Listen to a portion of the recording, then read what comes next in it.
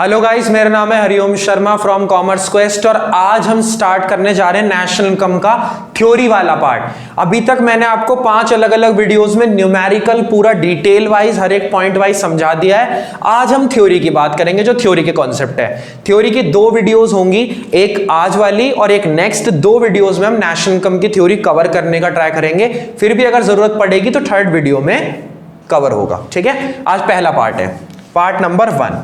देखो, national income की theory और पार्ट नंबर 1 करते हैं भाई शुरू कथा। देखो, सबसे पहला कॉन्सेप्ट नंबर 1, इनकम 2 तरीके की होती है। इनकम जो होती है वो 2 तरीके की होती है बेसिकली। सबसे पहले मतलब ये तो बेसिक कॉन्सेप्ट ही है ना। सबसे पहले जो इनकम होती है वो होती है नेशनल इनकम, और जो दूसरी होती है वो होती है डोमेस्टिक इनकम। तो एक होती है नेशनल इनकम, एक होती है डोमेस्टिक इनकम। डोमेस्टिक इनकम का मतलब क्या है? जो अपने देश की बाउंड्रीज के अंदर कमाई जाती है, यानी with in the boundaries of the country, अपने देश के अंदर रह के कमाई जाती है। जैसे कोई भी कंट्री है आपकी, तो उसके अंदर, कोई भी क्या इंडिया ही आपकी तो कह रहे, तो इंडिया के अंदर रह के जो इनकम जनरेट करी जाएगी वो होगी डोमेस्टिक इनकम। इंडिया से बाहर जाके अगर आप देखो, एक तो है डोमेस्टिक इनकम जो आप समझ गए कि with in the boundaries. Domestic income अपने देश के अंदर रह के कमाई जाती है, अपने देश के अंदर रह के ही जनरेट करी जाती है। जो आपने अपने देश के अंदर कमाया वो तो डोमेस्टिक है। अगर आपने जो बाहर से कमाया, ऐसा थोड़ी है कि आप सिर्फ इंडिया में ही रहोगे, बहुत सारे लोग इंडिया से बाहर भी जाते हैं। तो इंडिया से बाहर जाके जो आपने इनकम जनरेट करी उसे भी अगर आप प्लस कर दो, और मैंने आपको न्यूमेरिकल में पढ़ाया था कि वो होता है NFIA, net factor income from abroad, उसे भी अगर आप प्लस कर दोगे तो क्या बन जाएगी वो इनकम? वो बन जाएगी नेशनल इनकम। ठीक है बात? यानी अपने देश के अंदर कमाई हुई इनकम डोमेस्टिक, उसके अंदर अगर बाहर से कमाई हुई इनकम भी जनरेट कर दें, जोड़ दें, प्लस कर दें, तो इनकम हो जाती है नेशनल इनकम। ठीक है, कॉन्सेप्ट नंबर 1 था। कॉन्सेप्ट नंबर 2 पर आते हैं। जो कॉन्सेप्ट नंबर 2 है वो होता है आपका सेक्टर। सही है? एक देश के अंदर कौन कौन से, एक तरीके से आप ये समझो, सेक्टर है। देखो, तो हम बात करें अगर, एक तरीके से आप ये भी कह सकते हो कि इकोनॉमी में कौन कौन है, तो इकोनॉमी में 4 तरीके के लोग हैं, 4 तरीके की बातें हैं। सबसे पहले जो है, यानी नंबर 1 जो है वो है आपका प्रोड्यूसर। जो प्रोडक्शन करता है वो होता है आपका प्रोड्यूसर। जो प्रोडक्शन करता है वो सबसे मेजर रोल प्ले करता है। वो तो प्रोडक्शन करेगा, वो प्रोडक्शन नहीं करेगा तो कंज्यूमर कंज्यूम क्या करेगा? दूसरा जो प्लेयर है, यानी दूसरा जो है वो है कंज्यूमर। भाई दूसरा जो होता है वो होता है कंज्यूमर। कंज्यूमर का भी तो इंपॉर्टेंट रोल है ना। एक तो प्रोड्यूसर है जो प्रोडक्शन कर रहा है, उसके साथ एक कौन है? कंज्यूमर, जो कंज्यूम कर रहा है चीजों को। तीसरी होती है गवर्नमेंट, सरकार। जो गवर्नमेंट होती है हमारी, क्या बोलते हैं उसे, पोषण करने वाली जो भी है वो गवर्नमेंट है। तो तीसरी होती है गवर्नमेंट। तो पहला प्रोड्यूसर जो प्रोड्यूस कर रहा है, अपने देश के अंदर की बात चल रही है अभी। दूसरा कंज्यूमर जो कंज्यूम कर रहा है। तीसरा गवर्नमेंट जो सब कुछ मॉनिटर कर रही है। और चौथा सेक्टर होता है एक्सटर्नल। फोर्थ कौन सा होता है जी? एक्सटर्नल होता है। फोर्थ होता है हमारा एक्सटर्नल। एक्सटर्नल कौन है? इंडिया के बाहर, रेस्ट ऑफ द वर्ल्ड कहते हैं जिसे। देखो, ये तीनों जो प्लेयर्स हैं, जो कंज्यूमर है, प्रोड्यूसर है, गवर्नमेंट है, वो तो देश के अंदर रहते हैं। एक्सटर्नल कौन सा होता है? आउटसाइड कंट्री, इंडिया के बाहर की जो कंट्री है वो होती हैं आपकी एक्सटर्नल। ठीक है, आप स्क्रीनशॉट लो इसका। अब इसके बाद जो हम बात करेंगे, ये जो है ये टॉपिक हमारा पहले 2 टॉपिक हुए। इसके बाद जो हम बात करेंगे वो करेंगे, क्या नाम है, फ्लो की। फ्लो मतलब क्या, उसकी अभी हम बात करते हैं कि आखिर फ्लो का मतलब क्या होता है। देखो, फ्लो मतलब क्या? हमारे यहां देश के अंदर 2 चीजों का फ्लो होता है। फ्लो मतलब समथिंग इन चेंज या मूवमेंट। तो 2 चीजें फ्लो में रहती हैं हमेशा, नंबर 1 और नंबर 2। सबसे पहला जो फ्लो होता है वो होता है रियल फ्लो। कौन सा फ्लो होता है? Real flow. ठीक है। एक होता है फ्लो हमारा मनी फ्लो या मॉनेटरी फ्लो। ठीक है। जो फ्लो गुड्स एंड सर्विसेज का है, मतलब जो फ्लो मतलब क्या है? किसी ने बेचा, किसी ने खरीदा, ये जो एक्सचेंज मैकेनिज्म चल रहा है ना, एक तरीके से फ्लो है। तो रियल फ्लो क्या होता है? गुड्स एंड सर्विसेज का फ्लो। रियल फ्लो कौन सा होता है? गुड्स एंड सर्विसेज का फ्लो, जिसमें गुड्स एंड सर्विसेज कॉन्स्टेंटली एक जगह से दूसरी जगह हो रही है, वो है आपका रियल फ्लो। मॉनेटरी फ्लो क्या है? जिसके अंदर मनी एक जगह से दूसरी जगह हो रही है, वो होता है मॉनेटरी फ्लो। तो रियल फ्लो का मतलब है गुड्स एंड सर्विसेज का फ्लो, और मॉनेटरी फ्लो और मनी फ्लो का मतलब क्या है? पैसे का फ्लो, मनी का, करेंसी का, एक जगह से दूसरी जगह। तो कॉन्सेप्ट नंबर 3 था आपका ये। अब आते हैं कॉन्सेप्ट नंबर 4। जो कॉन्सेप्ट नंबर 4 है वो है गुड्स। बेसिकली गुड्स होंगे आपके 4 टाइप के, अलग अलग 4 टाइप के गुड्स होंगे, लेकिन पहले हम 2 टाइप के गुड्स की बात करते हैं। सबसे पहले 2 तरह के गुड्स होते हैं, एक होता है कंज्यूमर गुड्स। हाँ, एक बात और, जो डिफरेंसेस हैं, इन सब के बीच के डिफरेंसेस है ना, वो तो मैं आपको नेक्स्ट वीडियो में बताऊंगा। आज जो है मैं आपको सबका मीनिंग समझा दूंगा, ताकि नेक्स्ट 2 वीडियोस में आपका सब कुछ क्लियर हो जाए। तो एक होते हैं कंज्यूमर गुड्स और एक होते हैं आपके कैपिटल गुड्स। ध्यान रखना इस बात का। तो एक होते हैं कंज्यूमर गुड्स, एक होते हैं आपके कैपिटल गुड्स। कंज्यूमर गुड्स कौन से होते हैं जी? आप मार्केट में गए, ब्रेड, बटर, एग वगैरह ये सब आप ले आए, तो जो डायरेक्टली कंज्यूम करे जाते हैं, मतलब कंज्यूमर लाके डायरेक्टली कंज्यूम करता है, डायरेक्टली भंडारे का प्रयोग करता है, मतलब कि गुड्स का प्रयोग करता है, डायरेक्ट लाके कंज्यूम करता है, वो होता है कंज्यूमर गुड्स। अब ये जो कंज्यूमर गुड्स हैं, ब्रेड वगैरह, बटर वगैरह, इन सबको बनाने के लिए, हाँ एग मत लेना इसमें, क्योंकि एग तो अपने आप ही, चलो छोड़ो। तो कंज्यूमर गुड्स का मतलब क्या है? जो डायरेक्टली कंज्यूम होते हैं। और कैपिटल गुड्स कौन से हैं? जो इन गुड्स को बनाने के लिए यूज होते हैं। कैपिटल गुड्स कौन से? जो इन गुड्स को बनाने के लिए यूज होते हैं, यानी कि मशीन्स वगैरह हो गए ना, कि विदाउट मशीन्स वगैरह तो हम कन्वर्ट नहीं कर सकते ना चीजों को, इन सबको बनाने के लिए भी तो कोई चाहिए। तो कंज्यूमर गुड्स कौन सा है? जो डायरेक्टली मार्केट से लाए और हमने कंज्यूम कर लिया, है ना, ब्रेड वगैरह, बटर वगैरह हो गया। और जो कैपिटल गुड्स है वो कौन से हैं? कैपिटल गुड्स वो हैं जो इनको बनाने के लिए यूज होते हैं। इनको बनाने के लिए यूज मतलब क्या? मशीनरी वगैरह जो होती हैं वो होती हैं कैपिटल गुड्स। तो एक होते हैं कंज्यूमर गुड्स, एक होते हैं आपके कैपिटल गुड्स। ठीक है, आप इसे नोट डाउन करो। अब इसके बाद जो है ना, हम इसी के कॉन्सेप्ट को डीप में लेके चलेंगे, इसी के एक पॉइंट को देखना।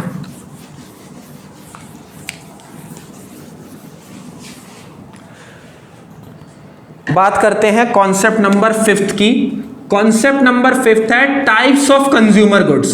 कंज्यूमर गुड्स कौन से बताए मैंने आपको? जो गुड्स डायरेक्टली हम मार्केट से लाते हैं, सेटिस्फेक्शन कंप्लीट करते हैं और डायरेक्टली कंज्यूम कर लेते हैं। कंज्यूमर गुड्स भी 4 अलग अलग टाइप के होते हैं जी, यानी कंज्यूमर गुड्स का भी जो विभाजन, नहीं इतनी शुद्ध नहीं, मतलब कंज्यूमर गुड्स भी जो डिवाइड है वो 4 अलग अलग कैटेगरी में है।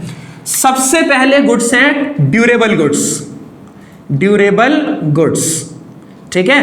दूसरे हैं आपके semi durable goods, semi durable goods.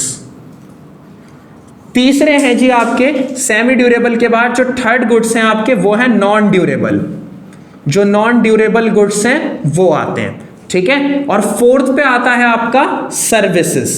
Fourth पे कौन सा आता है जी? सर्विसेज। अब बात करते हैं सब क्या है। सबसे पहले जो गुड है वो है ड्यूरेबल गुड्स। ड्यूरेबल गुड्स कौन से होते हैं? जो लॉन्ग पीरियड तक चलते ही रहते हैं। जैसे आप कोई टेलीविजन लाए, आपने कोई रेफ्रिजरेटर परचेस किया है तो आपके कंजम्पशन के लिए, तो वो कोई खराब थोड़ी ना होगा, वो तो लॉन्ग टर्म तक चलेगा, मतलब काफी टाइम तक चलेगा।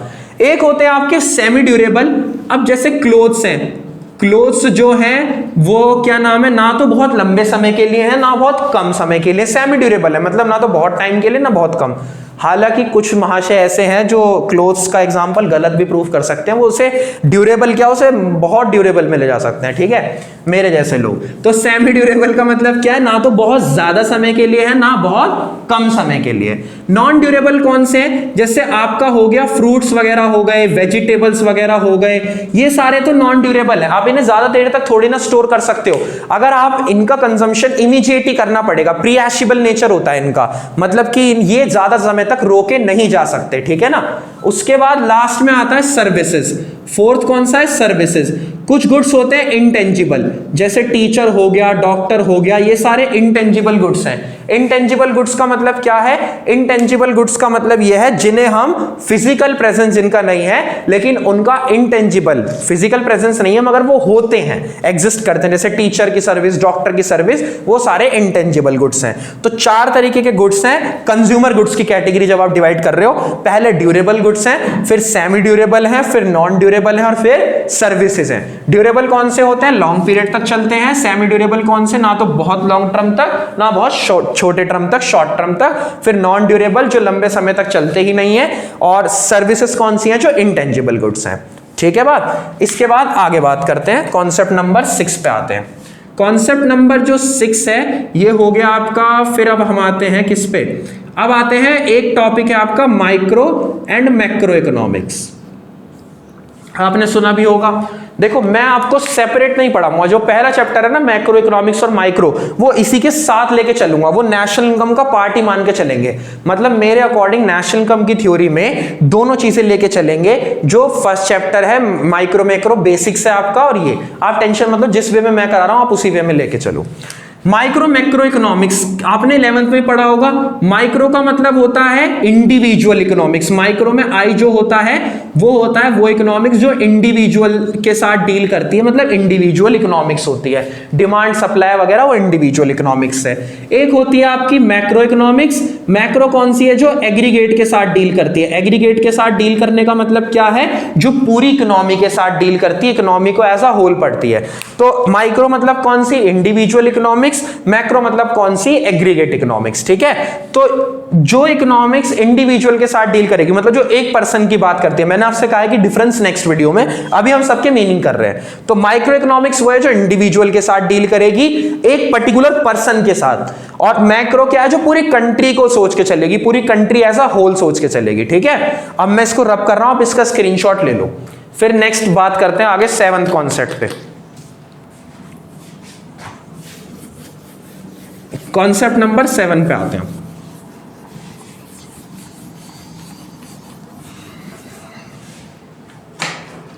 कॉन्सेप्ट नंबर 7, हमें एक टॉपिक और सीखना है कि इंपॉर्टेंस ऑफ मैक्रो इकोनॉमिक्स। हमें सीखना है कि मैक्रो इकोनॉमिक्स की क्या इंपॉर्टेंस है, जो हमारे मैक्रो इकोनॉमिक्स है हमारी, उसकी इंपॉर्टेंस क्या है। मैक्रो इकोनॉमिक्स की बहुत सारी इंपॉर्टेंस हैं, जैसे कुछ मैं आपको कुछ बता देता हूं जो आपकी इंपॉर्टेंट है, बिकॉज आपको सारी याद करने की या रटने की कोई जरूरत नहीं है। एम्प्लॉयमेंट लेवल, इन्फ्लेशन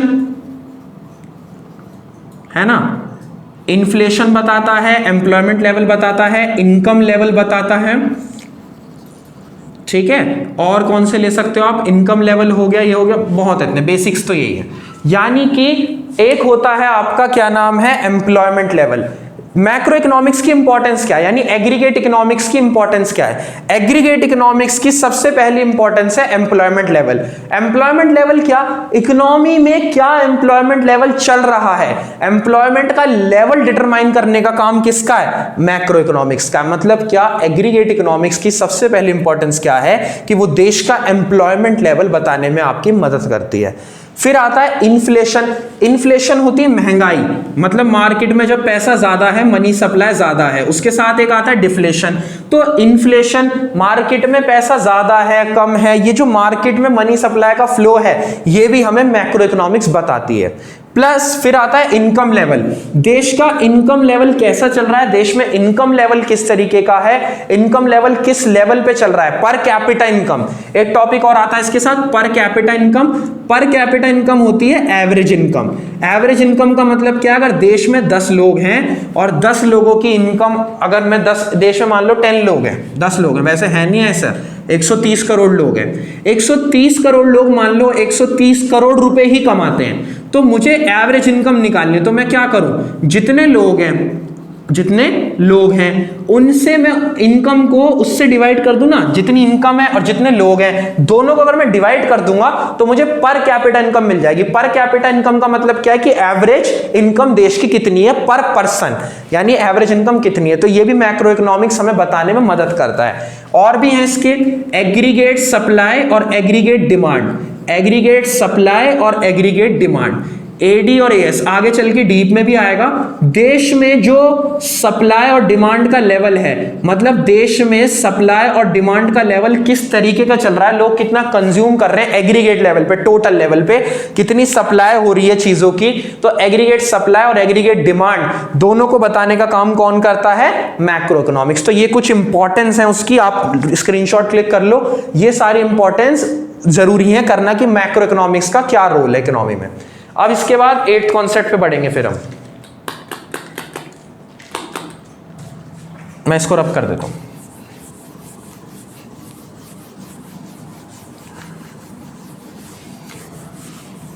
आगे बढ़ते हैं, कुछ कॉन्सेप्ट्स इस वीडियो में कंप्लीट करेंगे, कुछ कॉन्सेप्ट्स नेक्स्ट वीडियो में। कॉन्सेप्ट नंबर 8 आ गया। 8 कॉन्सेप्ट है आपका stock and flow. Stock and flow. Stock and flow क्या होता है, एक मिनट ब्लू मार्कर ले लो। स्टॉक एंड फ्लो क्या होता है, देखो दो वेरिएबल है इकोनॉमी के, एक वेरिएबल है स्टॉक और एक वेरिएबल है आपका फ्लो। ठीक है, स्टॉक का मतलब क्या है, जो भी चीज या जो भी, आप सिंपल से समझो कि हम स्टॉक में और फ्लो में कर क्या रहे हैं, पर्टिकुलर पॉइंट ऑफ टाइम, जो चीज हम पर्टिकुलर पॉइंट ऑफ टाइम पे मेजर कर सकते हैं, एक पर्टिकुलर पॉइंट ऑफ टाइम पे मेजर कर सकते हैं, 10 बजे 11 तारीख को जो पर्टिकुलर स्पेसिफिक टाइम पर हम मेजर कर सकते हैं, वो है स्टॉक वेरिएबल। फ्लो क्या होता है, जो हम पीरियड ऑफ टाइम पर मेजर करते हैं, पीरियड ऑफ टाइम पर मेजर करते हैं। कैसे, मैं आपको एक बहुत बढ़िया एग्जांपल देता हूं दोनों के ऊपर। मैं कहता हूं एक टैंक में, एक पर्टिकुलर टैंक में कोई वाटर है, ये टैंक है, इसके अंदर वाटर है, तो वाटर को मैं मेजर कर सकता हूं ना कि 11 बजे कितना वाटर था, 12 बजे कितना था, 12:10 पे कितना था, यानी पॉइंट ऑफ टाइम पे मेजर कर रहा हूं मैं उसको। ठीक है, तो वो है स्टॉक, यानी जो चीज स्टिल है, जो चीज पर्टिकुलर पॉइंट ऑफ टाइम पे मेजर करी जा सकती है, वो स्टॉक वेरिएबल है। फ्लो क्या है, पीरियड ऑफ टाइम पे मेजर करा जाता है। मैं कहता हूं 11 बजे से लेके 12 बजे तक कितना वाटर इकट्ठा हुआ, 11 से 12, यानी पीरियड ऑफ टाइम पर मेजर कर रहा हूं। यानी स्टॉक क्वांटिटीज जो होती हैं वो पर्टिकुलर पॉइंट ऑफ टाइम पे मेजर करी जाती हैं, फ्लो क्वांटिटी जो होती है वो ओवर अ पीरियड, एक पीरियड के बाद मेजर करी जाती हैं, वो होती हैं आपकी फ्लो क्वांटिटी। ठीक है, तो ये स्टॉक है और साथ में क्या है, फ्लो है। ठीक है, आप इसको नोट डाउन करो। फिर अब अगले कॉन्सेप्ट पे आते हैं, इंटरमीडिएट गुड्स, और उस पे इंटरमीडिएट गुड्स की बात करेंगे और हम बात करेंगे फाइनल गुड्स की।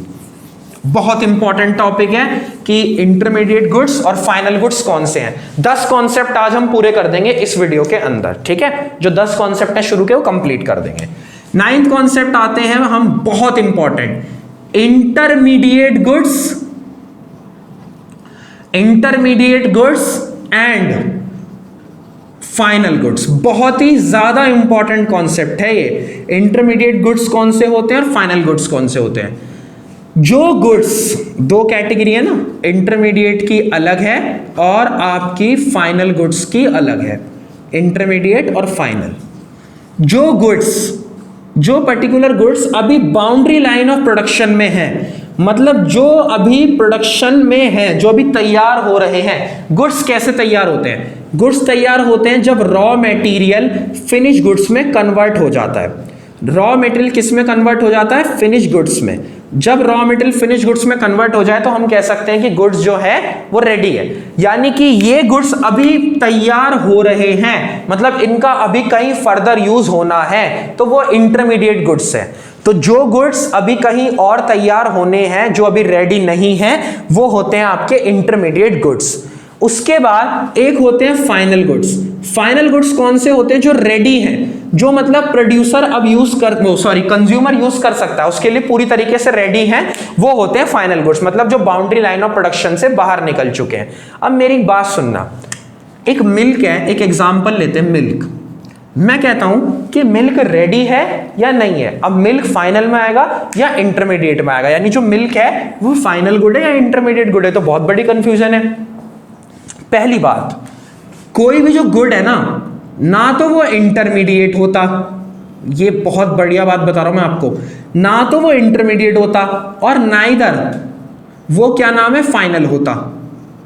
नो गुड इज इंटरमीडिएट और फाइनल, मतलब कि ना तो वो पूरी, हम ये कह सकते हैं कि कोई भी गुड इंटरमीडिएट है, कोई भी गुड फाइनल है। कैसे?